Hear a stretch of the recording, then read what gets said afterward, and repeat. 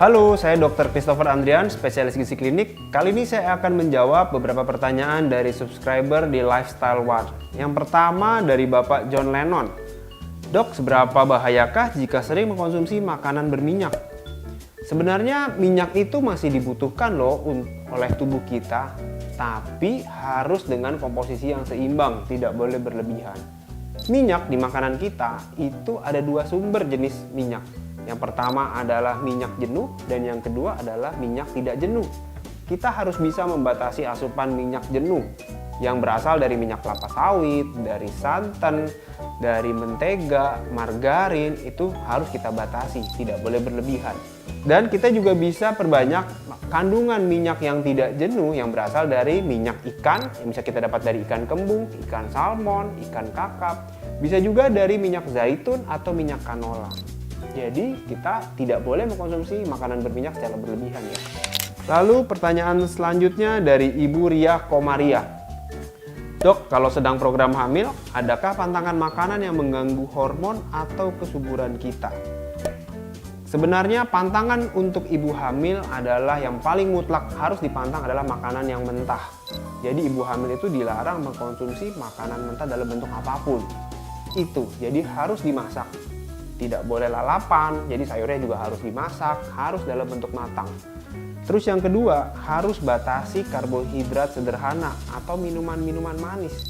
Tidak boleh berlebihan seperti produk gula, mau dia terbuat dari gula pasir atau gula jawa, sirup, susu kental manis, itu kita harus batasi.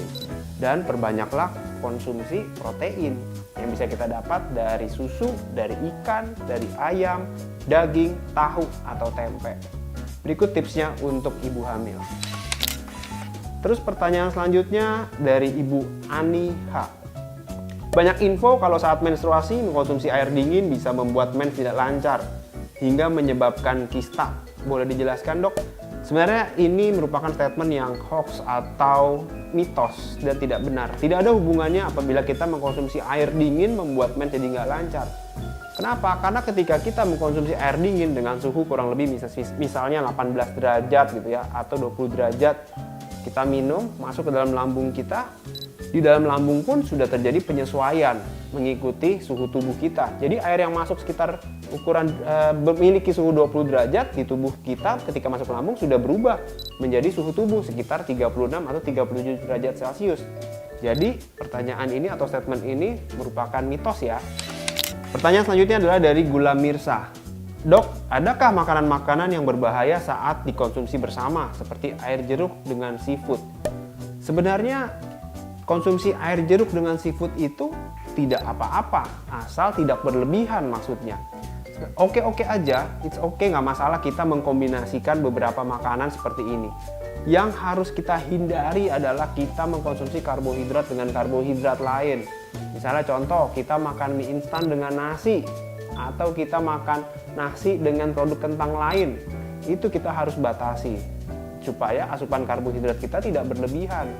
Dan biasakan ketika kita makan sumber karbohidrat seperti nasi, atau kentang, atau jagung, atau ubi, itu dengan sumber protein dan sumber serat lain.